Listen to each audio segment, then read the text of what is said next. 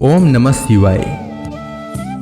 जिस प्रकार इस ब्रह्मांड का न कोई अंत है और न ही कोई शुरुआत, उसी प्रकार शिव अनादि हैं। संपूर्ण ब्रह्मांड शिव के अंदर समाया हुआ है। आइए श्रवण करते हैं सोमवार व्रत कथा। प्राचीन काल की बात है। एक नगर में एक बहुत धनवान साहूकार रहता था, जिसके घर में धन की कमी नहीं थी, परंतु उसको एक बहुत बड़ा दुख था कि उसके कोई पुत्र नहीं था। वह इसी चिंता में दिन रात लगा रहता था। वह पुत्र की कामना के लिए प्रत्येक सोमवार को शिव जी का व्रत और पूजन किया करता था तथा सायंकाल को शिव मंदिर में जाकर शिव जी के सामने दीपक जलाया करता था। उसके इस भक्ति भाव को देखकर एक समय पार्वती जी ने शिव जी महाराज से कहा कि महाराज, यह साहूकार आपका अनन्य भक्त है और सदैव आपका व्रत और पूजन बड़ी श्रद्धा से करता है। इसकी मनोकामना पूर्ण करनी चाहिए। शिव जी ने कहा, हे पार्वती, यह संसार कर्म क्षेत्र है। जैसे किसान खेत में जैसा बीज बोता है वैसा ही फल काटता है, उसी तरह इस संसार में जैसा कर्म करते हैं वैसा ही फल भोगते हैं। पार्वती जी ने अत्यंत आग्रह से कहा, महाराज, जब यह आपका अनन्य भक्त है और इसको अगर किसी प्रकार का दुख है तो उसको अवश्य दूर करना चाहिए, क्योंकि आप सदैव अपने भक्तों पर दयालु होते हैं और उनके दुखों को दूर करते हैं। यदि आप ऐसा नहीं करेंगे तो मनुष्य आपकी सेवा तथा व्रत क्यों करेंगे।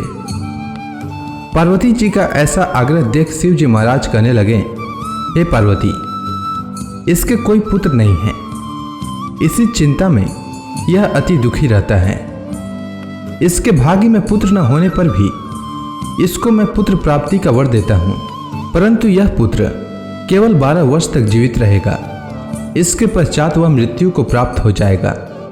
इससे अधिक मैं और इसके लिए कुछ नहीं कर सकता। यह सब बातें साहूकार सुन रहा था। इससे उसको न तो कुछ प्रसन्नता हुई और न ही कुछ दुख हुआ। वह पहले जैसा ही शिव जी महाराज का व्रत और पूजन करता रहा। कुछ काल व्यतीत हो जाने पर साहूकार की स्त्री गर्भवती हुई और 10वें महीने में उसके गर्भ से अति सुंदर पुत्र की प्राप्ति हुई। साहूकार के घर में बहुत खुशी मनाई गई, परंतु साहूकार ने उसकी केवल 12 वर्ष की आयु जानकर अधिक प्रसन्नता प्रकट न की और न ही किसी को भेद ही बताया। जब वह बालक 11 वर्ष का हो गया तो उस बालक की माता ने उसके पिता से विवाह आदि के लिए कहा, तो वह साहूकार कहने लगा कि अभी मैं इसका विवाह नहीं करूंगा, अपने पुत्र को काशी जी पढ़ने के लिए भेजूंगा। फिर साहूकार ने अपने साले अर्थात बालक के मामा को बुला करके उसको बहुत सा धन देकर कहा, तुम मेरे बालक को काशी जी पढ़ने के लिए ले जाओ और रास्ते में जिस स्थान पर भी जाओ यज्ञ तथा ब्राह्मणों को भोजन कराते जाओ। वह दोनों मामा भांजे यज्ञ करते और ब्राह्मणों को भोजन कराते जा रहे थे। रास्ते में उनको एक शहर पड़ा। उस शहर में राजा की कन्या का विवाह हो रहा था। दूसरे राजा का लड़का जो विवाह कराने के लिए बारात लेकर आया था, वह एक आंख से काना था। उसके माता पिता को इस बात को लेकर बड़ी चिंता थी कि कहीं वर को देखकर कन्या के माता पिता विवाह में किसी प्रकार की अड़चन पैदा न कर दें। इस कारण जब उसने अति सुंदर सेठ के लड़के को देखा तो मन में विचार किया कि क्यों न दरवाजे के समय इस लड़के से वर का काम चलाया जाए। ऐसा विचार कर वर के पिता ने उस लड़के और मामा से बात की तो वे राजी हो गए। फिर उस लड़के को वर के कपड़े पहनाकर तथा घोड़ी पर चढ़ाकर दरवाजे पर ले गए और सब कार्य प्रसन्नता से पूर्ण हो गया। फिर वर के पिता ने सोचा कि यदि विवाह कार्य भी इसी लड़के से करा लिया जाए तो क्या बुराई है। ऐसा विचार कर लड़के और उसके मामा से कहा, यदि आप फेरों का काम और कन्यादान के काम को भी करा दें तो आपकी बड़ी कृपा होगी और मैं इसके बदले में आपको बहुत कुछ धन दूंगा। तो उन्होंने स्वीकार कर लिया और विवाह कार्य भी बहुत अच्छी तरह से संपन्न हो गया।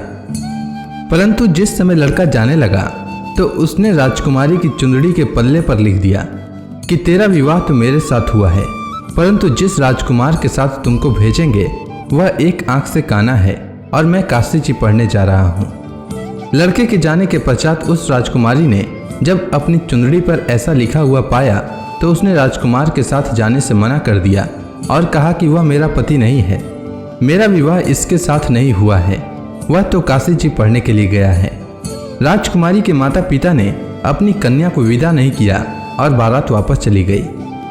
उधर सेठ का लड़का और उसका मामा काशी जी पहुंच गए। वहां जाकर उन्होंने यज्ञ करना और लड़के ने पढ़ना शुरू कर दिया। जब लड़के की आयु 12 वर्ष की हो गई तो उस दिन उन्होंने यज्ञ रचा रखा था कि लड़के ने अपने मामा से कहा कि मामा जी आज मेरी तबीयत कुछ ठीक नहीं है। तब मामा ने कहा कि अंदर जाओ और सो जाओ। लड़का अंदर जाकर सो गया और थोड़ी देर में उसके प्राण निकल गए।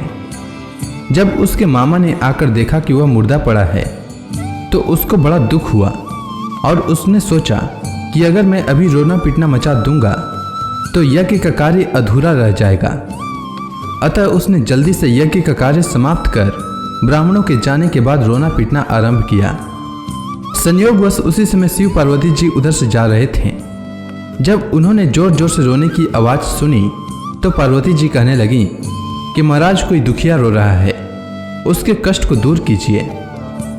जब शिव पार्वती ने पास जाकर देखा तो वहां एक लड़का मुर्दा पड़ा था। पार्वती जी कहने लगी कि महाराज यह तो उसी सेठ का लड़का है जो आपके वरदान से हुआ था। हे महाराज, इस बालक को और आयु दीजिए, नहीं तो इसके माता पिता तड़प तड़प कर मर जाएंगे। पार्वती जी के बार बार आग्रह करने पर शिव जी ने उसको जीवन वरदान दिया और शिव जी महाराज की कृपा से लड़का जीवित हो गया। शिव जी और पार्वती जी कैलाश पर्वत पर चले गए। तब वह लड़का और मामा उसी प्रकार यज्ञ करते तथा ब्राह्मणों को भोजन कराते हुए अपने घर की ओर चल पड़े। रास्ते में उसी शहर में आए जहां उसका विवाह हुआ था। वहां पर आकर उन्होंने यज्ञ आरंभ कर दिया तो उस लड़के के ससुर ने उसको पहचान लिया और अपने महल में ले जाकर उसकी बड़ी खातिर की।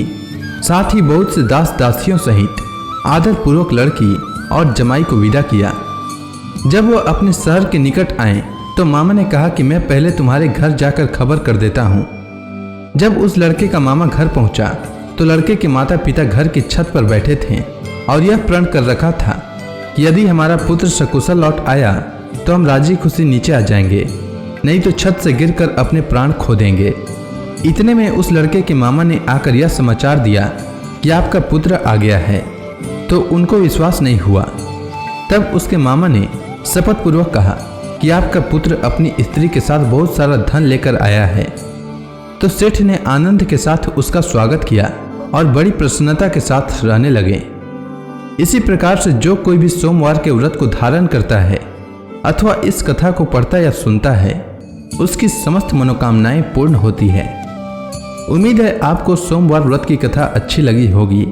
अगर आपको यह वीडियो अच्छी लगी हो तो कमेंट सेक्शन में ओम नमः शिवाय लिखना न भूलें। धन्यवाद।